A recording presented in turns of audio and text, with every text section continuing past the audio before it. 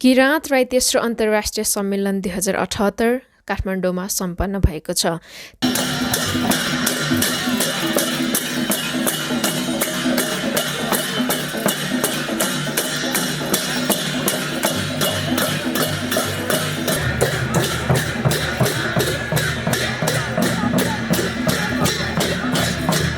3 दिनसम्म सञ्चालित यस सम्मेलनको समुद्घाटन उक्त सम्मेलनका प्रमुख अतिथि उपराष्ट्रपति नन्दकिशोर पुञ्ज्यूले गर्नुभएको हो।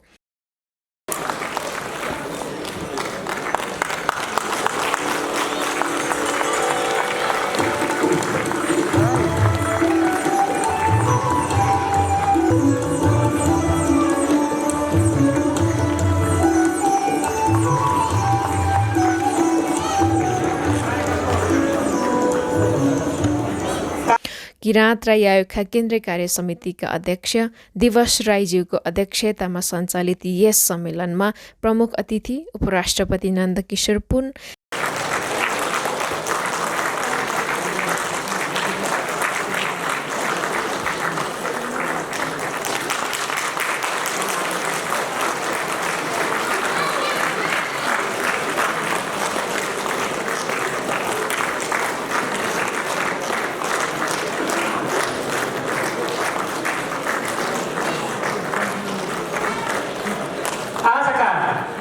यस कार्यक्रमका प्रमुख अतिथि ज्यूप्रति आयोजक समितिको तर्फबाट फेटा उठाएर हार्दिक स्वागत सम्मान प्रकट गरिएको छ। तसर्थ किराँती गहना धजुरा पनि हामीले उहाँलाई प्रकट गरेका छौँ, अर्पण गरेका छौँ र म सम्माननीय उपराष्ट्रपतिज्यूप्रति हार्दिक आभार प्रकट गर्न चाहन्छु। विशेष अतिथि प्रदेश नम्बर 1 का मुख्यमन्त्री राजेन्द्र राई तथा 18वटा विदेश शाखाका प्रतिनिधिहरू लगायत अन्य अतिथिहरूको सहभागिता र मन्तव्य साथै ख्यातिप्राप्त कलाकारहरूको उत्कृष्ट प्रस्तुति रहेको थियो भने यो सम्मेलन 2078 साल कार्तिक महिनाको 27 गतेदेखि 29 गतेसम्म तदनुसार नोभेम्बर 13 to 15 सम्म सञ्चालन भएको थियो। राखिदिनको लागि म किराँत राई अन्तर्राष्ट्रिय समन्वय समितिका सचिवालय सदस्य जीवन हाताचो राईजीलाई हार्दिक अनुरोध गर्न चाहन्छु। यो तेस्रो अन्तर्राष्ट्रिय सम्मेलनको यो खुल्ला सत्रमा यहाँहरूलाई संस्थाको तर्फबाट आयोजक कमिटीको तर्फबाट म जीवन हाताचो राईको तर्फबाट यहाँहरूलाई हार्दिक स्वागत र सेवा अभिवादन टक्राउन चाहन्छु। सेवा जय किराँत। नेपालका आदिवासी जनजातिहरूले विभिन्न इतिहास र भिन्न पहिचान बोकेका छन्। पूर्वी पहाड आदिम भूमि भएका किराँत राई समुदायका विशिष्ट इतिहास र पहिचान छ। धर्म, संस्कृति, भाषामा समृद्ध किराँत राईको सभ्यता पनि छ। किराँत राईहरूसँग गौरवशाली संस्कृति तथा बौद्धिक सम्पदा मनदुम तपाईहरूसँग छ।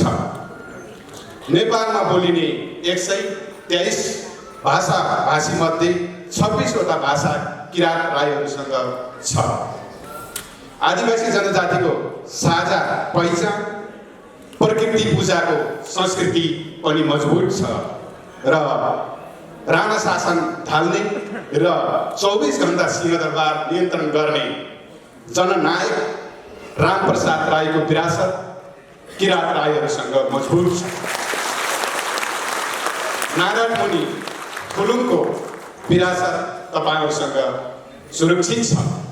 साँच्चै आज इतिहास, धर्म, संस्कृति र सभ्यताले भरिपूर्ण तपाईँ किराँत राई समुदायका अगुवाहरूमा आज यसरी उपस्थित हुन र साक्षात्कार गर्न पाउँदा म आफूलाई ज्यादै गौरवको अनुभूति गरिरहेको छु। म बुझी बोल्दैछु। मेरा पनि धेरै नेताहरू यो पहिचानवाला नामको पक्षमा हुनुहुन्न। मेरो निवेदन के छ भने म सङ्गठित रहेको पार्टीले 2टा महाधिवेशनबाट बहु पहिचानको नाम पास गरेको छ। 3वटा चुनाव बहु पहिचानको नाम दिन्छ भनेर जनताबाट भोट उसले लिएको छ र चुनाव जितेको छ भने आज जनताको भोट ल्याएर सांसद हुने, मन्त्री हुने, मुख्यमन्त्री हुने अनि आज पहिचान छोड्ने त्योभन्दा ठुलो धोका के हुन सक्छ? त्योभन्दा अनैतिक काम के हुन सक्छ? यसो हुँदाखेरि महाधिवेशनबाटै फेरि पनि त्यो निर्णय उल्ट्यो भने त्यति बेला नै के गरौँला सोचौँला। तर आज ठुलो नेताले भन्दैमा म बहु पहिचानबाट किनार त हट्नेवाला छैन। चाहे मुख्यमन्त्री जाओस्, चाहे अशोक राईजीले जस्तो पार्टीले छोड्नु परोस्, म बहु पहिचानबाट हट्नेवाला छैन। सुम्नीमा पारवानको कसम खानुपर्छ कि माटोको कसम खानुपर्छ, माटीको कसम खानुपर्छ? तपाईँले देखिने गरी यो पहिचानको लागि म लडिरहेको छु। यही भन्दै मेरा बनाएको धन्यवाद। कसैका निम्ति एउटा ढुङ्गा मात्रै हुन्छ, तर त्यही ढुङ्गा कसैका निम्ति अस्तित्वको कथा बोकेको इतिहास हुन्छ, प्रमाण। पहिचान भनेको यस्तो हुन्छ। पहिचान भनेको खालि प्रदेशको नामाकरण गर्नु मात्रै होइन। प्रदेशको नामाकरण गर्नु चाहिँ पहिचानको प्रारम्भ बिन्दु हो, प्राथमिक शर्त हो, आधारभूत कुरा हो। तर त्योदेखि बाहेक अरू धेरै कुराहरूमा पहिचानको चाहिँ नि राजनीति, पहिचानको विषयवस्तु विस्तारित भएर जान्छ।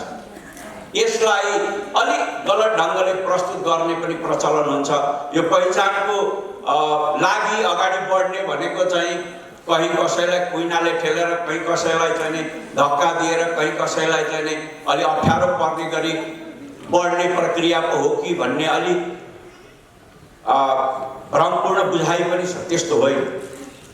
पहिचानको निम्तिको अभियान सम्पूर्ण नेपालीहरूले अङ्कमाल गरेर, हातमा हात मिलाएर, काँधमा काँध मिलाएर, सबको साथ लिएर, सबको समर्थन लिएर अगाडि बढ्ने अभियान, त्यस किसिमको आन्दोलन हो। त्यसै कारण मैले भने शान्ति र सहमति, यसको बाटो शान्तिपूर्ण र यसले सहमतिका आधारमा आफूलाई अगाडि लानुपर्छ, पहिचानको आन्दोलन। त्यसकारण यो सन्दर्भमा अलिकति पहिचानका वाहकहरूले प्रश्न नहुँदाखेरि त्यसको पुटिङ, त्यसको प्रस्तुति सही ढङ्गले हुन नसक्दाखेरि पनि कति मान्छेहरूमा भ्रम पर्ने, अनि त्यसपछि होइन यो पहिचान भनेको जातीय कुरा, जातिवादी कुरा, साम्प्रदायिक कुरा आदि इत्यादि भनिदिने वा भन्ने आधार दिइदिने त्यो किसिमको चाहिँ जुन स्थिति छ, यसलाई हामीले सही ढङ्गले बुझ्न र बुझाउन सक्नुपर्छ भन्ने मलाई लाग्दछ।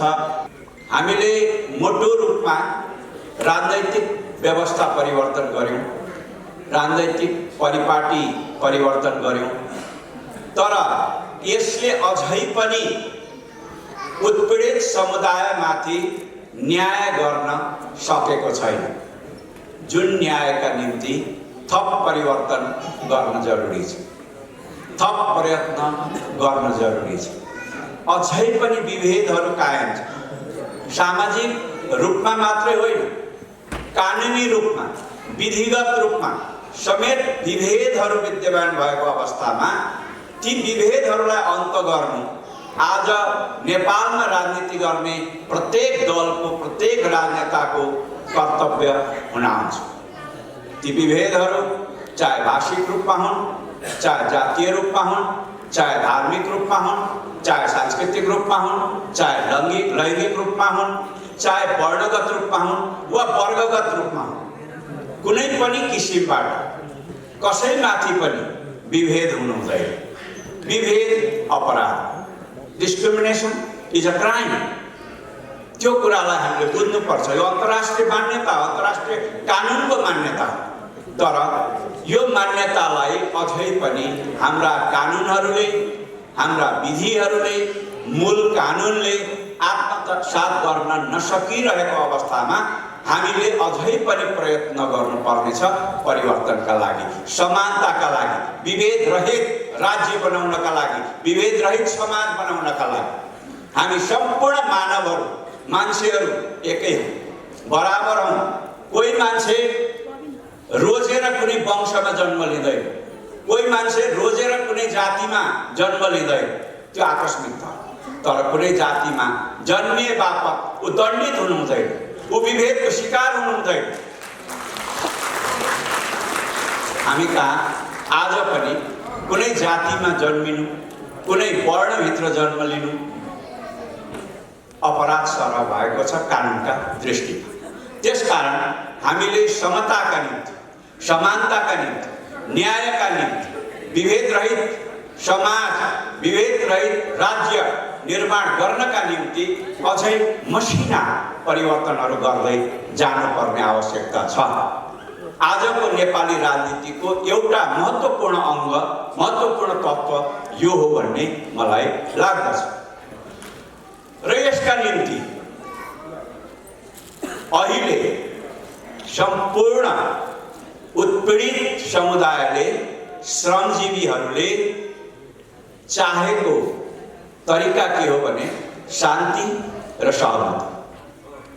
शान्ति र सहमतिको बाटोबाट नै परिवर्तन सम्भव छ, परिवर्तन हुनु पर्दछ भन्ने हाम्रो चाहना। यो भन्दा अन्यथा बाटोबाट जान नपरोस् भन्ने नै हाम्रो चाहना।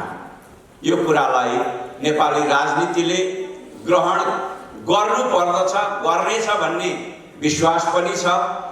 यसका निम्ति प्रयत्न नपुग भएको भए थप प्रयत्न गर्दै जानु पर्दछ। दोल्पामा बस्ने दोल्पो अथवा मुगुमा बस्ने मुगालीहरू अथवा 4 नम्बर प्रदेशका विभिन्न दुरा, कुमार, थकाली, छन्त्याल, 12 गाउँले सबै आदिवासी जनजातिहरूको शुभकामना हो। त्यो एउटा विश्वासको साथको शुभकामना। त्यो विश्वास दार्शनिक रूपले वेद मात्रै छैन, मुन्धुम छ त, दर्शन होइन हाम्रो मुन्धुम। राजनीतिक रूपले यो नेपालको हरेक राजनीतिक परिवर्तनहरूमा त्याग र योगदान गर्ने रामप्रसाद राईदेखि नारद मुनि थुलुङहरूको इतिहासको विरासतबाट हामी आएका हौँ। अहिलेसम्म हामी सङ्घर्ष गरिरहेका छौँ के राजनीतिक रूपले यो परिवर्तनमा तपाईँ हाम्रो योगदान छैन? गीत, कला, साहित्य, संस्कृति, सम्पदाका रूपले हामीले यसलाई अमूल्य निधि, बहुजातीयता, बहुभाषिकता, बहुधार्मिकता हामीले बनायौँ।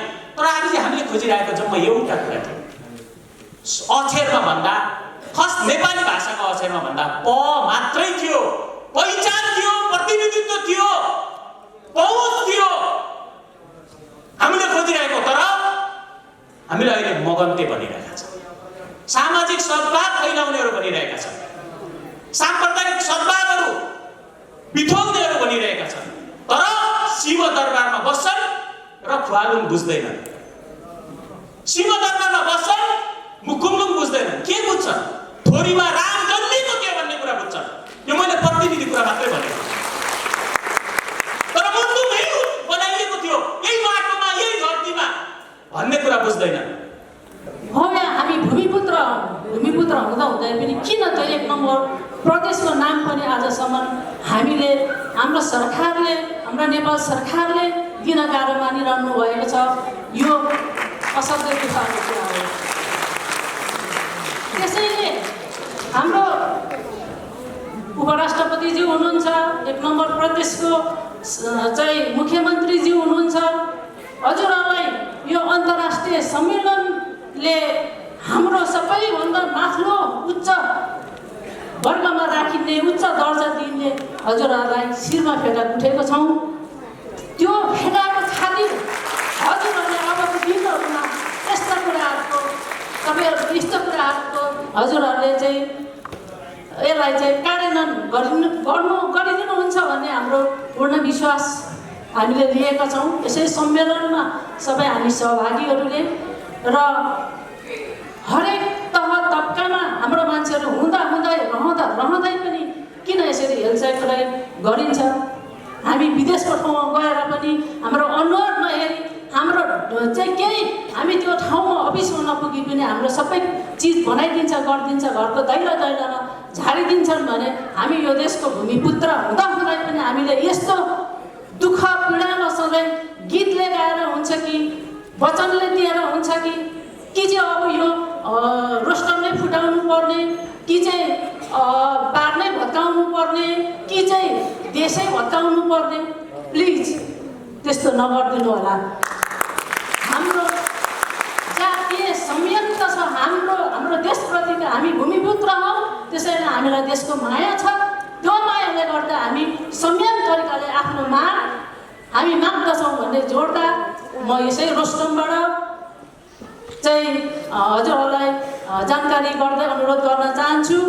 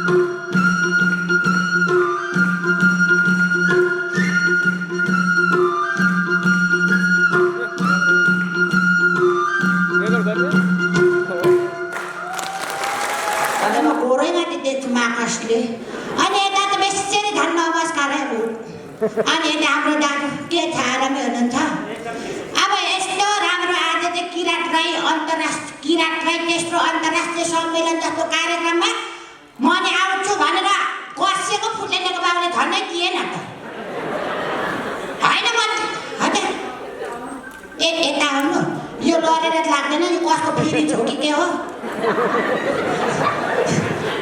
फ्रिजमा पनि फुल पलान्छ अनि फुलेको बाबुलाई लु आज चाहिँ किराँत राई तेस्रो अन्तर्राष्ट्रिय सम्मेलन हुँदैछ अरे जान्छ भनेको दिँदैन मलाई हेर्नु त्यस्तै हुन्छ आफ्नो त पुरो पनि छ अनि किन नजानु भनेको त उपराष्ट्रपति पनि आएको छ फेरि केही होला भन्नु त कता हाम्रो उपराष्ट्रपति हजुर हो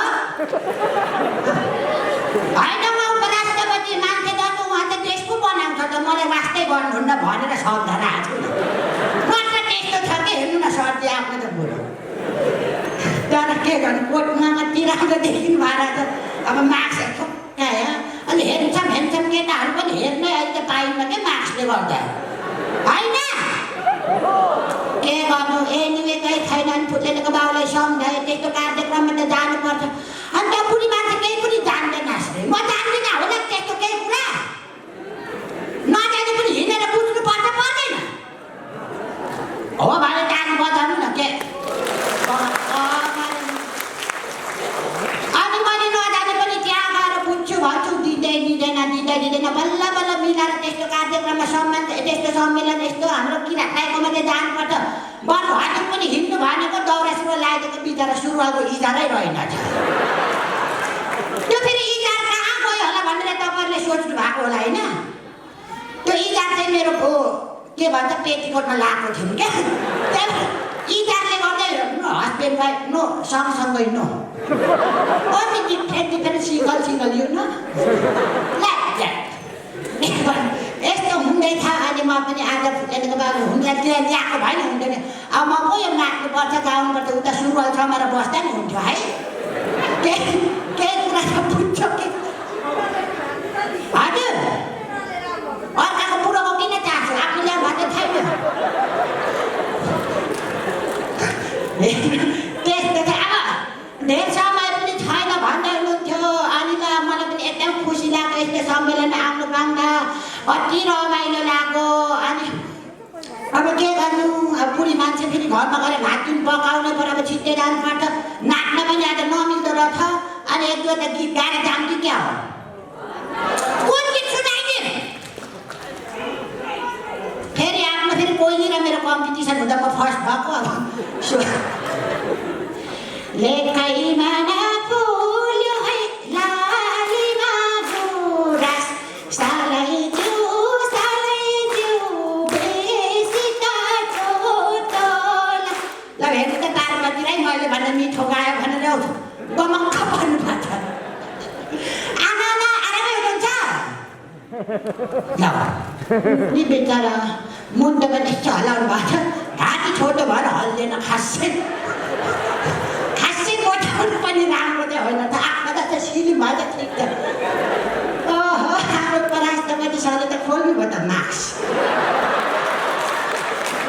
सायद मेरै लागि हो कि यस्तो भनेपछि कुरा मिल्छ We will meet you later outside, okay sir? तर के गर्नु आफ्नो त कोही छैन हजुरको त पछाडि डर मर्दो हुनुहुन्छ अब आफ्नो कोही छैन भेट्न पनि टेन्सन लागिसक्यो त्यस्तै छ एनिवे फेरि भेट्दै गरौँला यो सम्मेलनमा हजुरहरूलाई धेरैलाई मेरो पितृ मनदेखि सम्मान नमस्कार व्यक्त गर्दै सम्पूर्णलाई धेरै धन्यवाद मलाई खासमा धन्यवाद त मलाई दिनुपर्ने हो मैले दिएर जान्छु ल जनक सर अलिक जनक सरको लागि हो त्यो बनाइदिनु पर्थ्यो बिचरा माथिबाट टाउको देखेन अरे अर्कोचोटि बढेर आउनु हजुर अर्कोचोटि बढेर आउनु पछाडि